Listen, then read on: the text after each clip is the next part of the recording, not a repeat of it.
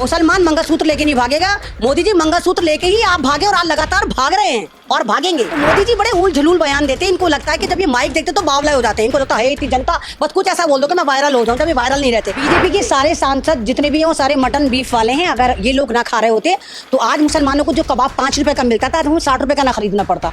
तब फौरन मुसलमान को उठाकर लेकर आता, मुसलमान का ड्रावा देते कि मुसलमान आ जाएगा, गजबाई हो जाएगी, 80-20 का खेला खेलेंगे। ये डरी हुई सरकार है।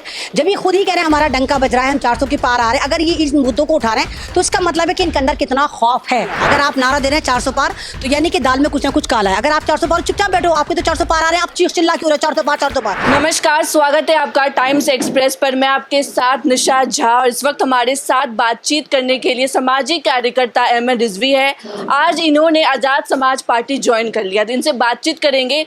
2024 लोकसभा चुनाव भी नज़दीक है, तो अहमद रिजवी जी आपसे सवाल है मेरा, आज आपने आज़ाद समाज पार्टी ज्वाइन किया है, क्या कारण रहा कि आपने ये पार्टी ज्वाइन किया? देखिए शायद लोगों को नहीं पता, मैं चंद्रशेखर साहब के साथ हमेशा से रही हूँ। उनके संगठन के साथ, भीम आर्मी के साथ हमारे कई मूवमेंट रहे हैं। चाहे वो हाथरस कांड हो, चाहे वो डॉक्टर कफील का मुद्दा हो, चाहे वो क्या नाम है कासगंज का मामला हो, चाहे वो एक अभी आपने देखा था कि दिल्ली कैंट में 6 साल की बच्ची का हुआ था। मतलब बहुत सारे ऐसे मुद्दे रहे कि जिस मूवमेंट में हम भीम आर्मी के साथ रहे और एएसपी को हमने मजबूत करा। लेकिन अब ऐसा लगा कि नहीं, पार्टी में जाकर चंद्रशेखर को मजबूत करना चाहिए। जिस लिहाज से चंद्रशेखर एक तरह से सर्वाइव कर रहे हैं और उनको सपोर्ट करने वाले इतने लोग नहीं हैं। और हमें पता है कि मैं अपने एक समाज की एक स्टार समझी जाती हूँ। मेरे समाज में एक अच्छी पहचान है और ऊपर वाले ने, चाहे वो किसान मूवमेंट हो, चाहे वो एनआरसी हो, एक इंटरनेशनल फेस बनाया। तो हम जैसों का भी फ़र्ज़ बनता है कि हम भी उन लोगों को मजबूत करें जो हमारी तरह आंदोलनकारी हैं और आंदोलन से निकले, जिनको जनता की प्रॉब्लम अपनी प्रॉब्लम लगती है। वो एसी में बैठ के ट्यूट नहीं करते। लेकिन आपको क्या लग रहा है, जिस तरीके से चुनाव भी नज़दीक है और साथ ही साथ जो मुद्दे लगातार अभी नरेंद्र मोदी उठा रहे हैं, चाहे वो मंगलसूत्र का मुद्दा हो, मुसलमान का हो, उधर योगी आदित्यनाथ उठा रहे हैं कि ये जो अगर कांग्रेस सत्ता में आती है तो ये मुसलमानों के मनपसंद खाने को इजाज़त दे देगी, उसको बढ़ावा देगी, गौ हत्या आगे बढ़ाएगी। बीजेपी के सारे सांसद जितने भी हैं वो सारे मटन बीफ वाले हैं। अगर ये लोग ना खा रहे होते तो आज मुसलमानों को जो कबाब 5 रुपए का मिलता था हमें 60 रुपए का ना खरीदना पड़ता। इसी वजह से हमारी महंगाई, हम तो 5 रुपए का कबाब खाते थे, आज हम 60 रुपए का कबाब खाते, क्योंकि देश के 90% लोग मीट पे आ चुके। तो ये कहने की बात कि नहीं हम नहीं खाते और मुसलमान खा जाएंगे। दूसरा सवाल आपने कहा मंगलसूत्र। देखिए मंगलसूत्र एक मुकद्दस रिश्ते का नाम है। सूत्र माने एक जुड़ाव का नाम है। मंगलसूत्र धागे तो नाम नहीं है कि कोई भी मुसलमान है और आपका धागा लेके भाग जाए। तो फिर बेचारे वो पंडित जो बेवकूफ़ है, पढ़ाई कर रहे हैं, 7 फेरे लगवा रहे हैं, मतलब वो पढ़ाई करके क्यों आए? जब मुसलमान तुम्हारा धागा लेके भाग ही जाएगा तो फिर वो पंडित बेचारे इतनी पढ़ाई करके क्यों करे? फिर तुम क्यों कह रहे हो कि जन्म जन्म का रिश्ता है, कि जिसने हिंदी रीति रिवाज से शादी करी वो 7 जन्मों की शादी करी। तो फिर तुम्हारे वो जन्म क्या हो कि तुम्हारा एक धागे से मुसलमान तुम्हारी बीवी को लेकर भाग रहा है, तुम्हारे धागे को लेकर भाग रहा है, तुम्हारे रिश्ते को लेकर भाग रहा है। तो मोदी जी बड़े उल झलूल बयान देते हैं। इनको लगता है कि जब ये माइक देखते तो बावला हो जाते हैं। इनको लगता है इतनी जनता बस कुछ ऐसा बोल दो कि मैं वायरल हो जाऊं। जब ये वायरल नहीं रहते तो ये उल्टे सीधे स्टेटमेंट देते रहते हैं। मैंने आपसे कहा ना कि जो बंदा खुद अपनी बीवी का मंगलसूत्र लेके भागा भागा फिर रहा हो, ये भी तो अपनी बीवी का मंगलसूत्र है ना, धागा है ना। तो आप तो अपनी बीवी के मंगलसूत्र की हिफाजत नहीं कर पाए। आप कह रहे हैं कि नहीं मुसलमान मंगलसूत्र लेकर भाग जाएगा। मणिपुर के मंगलसूत्र की आप बात नहीं कर रहे हैं। उत्तर प्रदेश में आए दिन मंगलसूत्र लूटते हैं। आज देखिए पहलवान बहनें बैठी थी, उनके मंगलसूत्र को आपने किस तरह आपके नेता ने कुचला, यौन उत्पीड़न कर करके, और आप मंगलसूत्र की बात करते बिल्कुल भी अच्छे नहीं लगते। ये तो बिल्कुल वही है कि हांडिया में 36 छेद हैं, फिर भी कह रहे हैं हम पकवान चढ़ाएंगे। कैसे चढ़ाएंगे आप पकवान? लेकिन आप लोग जैसे नरेंद्र मोदी कह रहे हैं, बात कर रहे हैं मंगलसूत्र की, और मुसलमानों को बार बार वो टारगेट कर रहे हैं कि मुसलमानों को दे दिया जाएगा मंगलसूत्र, मुसलमानों को देश की संपत्ति दे दी जाएगी। मुसलमानों को जो सॉफ्ट टारगेट किया जा रहा है, इसको आप कैसे देखते हैं? देखिए मैंने आपके चैनल से बहुत बार पहले भी बोला कि मुसलमान भारत में एक तड़के की मानी, जैसे हींग का तड़का सब्जी में लगाते टेस्टी बन जाती है, दाल में लगाते तो टेस्टी बन जाती है। जब इनको लगता है कि भारत से जायका गायब होना शुरू हो गया और एक करंट खत्म हो गया पार्टियों में, तो तब फौरन मुसलमान को उठाकर लेकर आता, मुसलमान का ड्रावा देते कि मुसलमान आ जाएगा, गजबाई हो जाएगी, 80-20 का खेला खेलेंगे।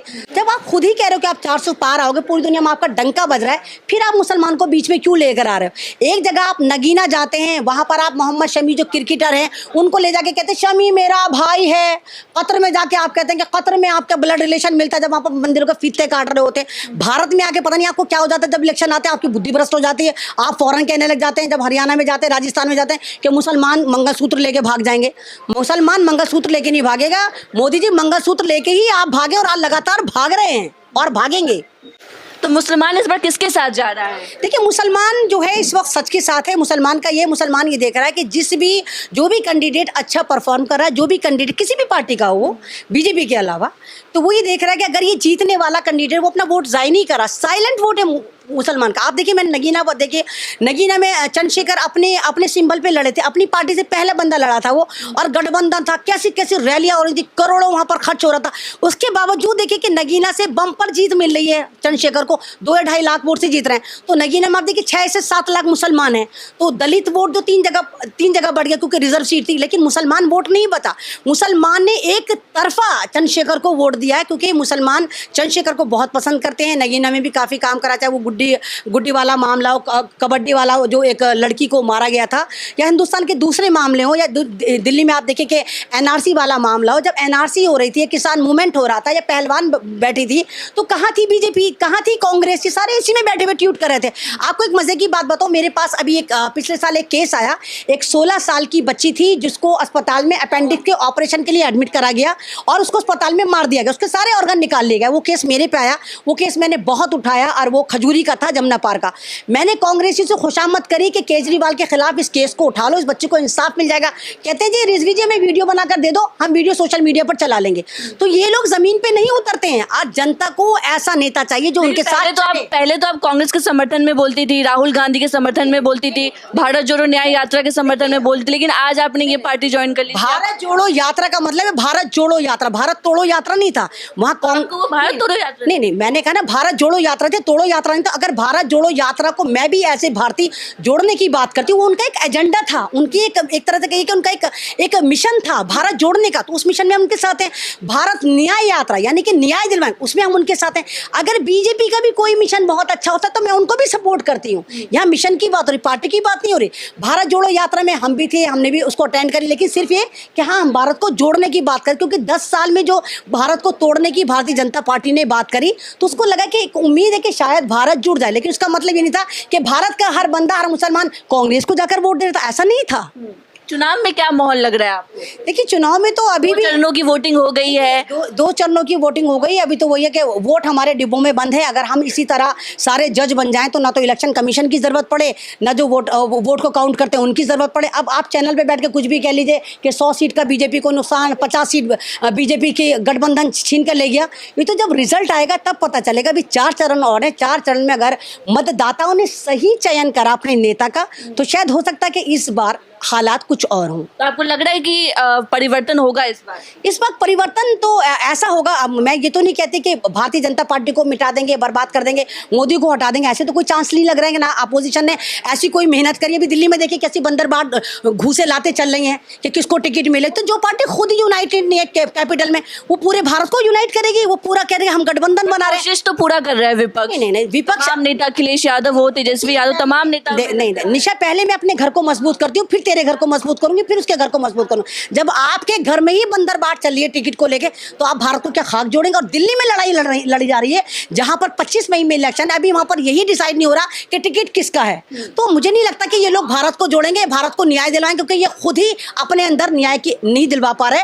और जिस तरह संदीप दीक्षित कह रहे हैं कि मुझे टिकट चाहिए, और पैराशूट कैंडिडेट कन्हैया आता उसको टिकट दे दिया जाता है, तो मुझे नहीं लगता कि ये लोग कभी भारत। विपक्ष नाकाम रहा। विपक्ष जबरदस्त तरीके से नाकाम रहा। नाकाम नहीं, जबरदस्त तरीके। मान लिया कि प्रधानमंत्री मोदी जीत रहे हैं। नहीं, वो कोई भी जीते, लेकिन विपक्ष की नाकामी अभी 2 चरण हुए हैं। 2 चरण में रिजल्ट कुछ और है, अभी बाकी हैं 5-6 चरण अभी बाकी हैं, उनमें रिजल्ट उल्टा हो सकता है। कहा जा रहा है कि 2 चरणों में जो वोटिंग पड़ी है वो काफ़ी कम लोग बाहर घर से निकले हैं, कम वोट पड़े हैं, तो इसका ये इतिहास भी रहेगा जब भी वोट कम पड़े हैं और विपक्ष को फायदा हुआ है इससे। नहीं, वो तो देखिए ना, नरेटिव ऐसा चला दिया, ईवीएम में घोटाला होता है, मोदी जी आएंगे तो जनता सोचिए पागल है कि हम जाके पैसा खर्च करके वोट देकर आएगा तो मोदी, हम किसी को भी दबा आए। तो वो जो नरेटिव सेट कर दिया ना, वो खौफ पैदा हो गया पब्लिक के अंदर। पब्लिक कह रहे जाओ चिल मारो, कोई भी आए, कोई फर्क नहीं पड़ता।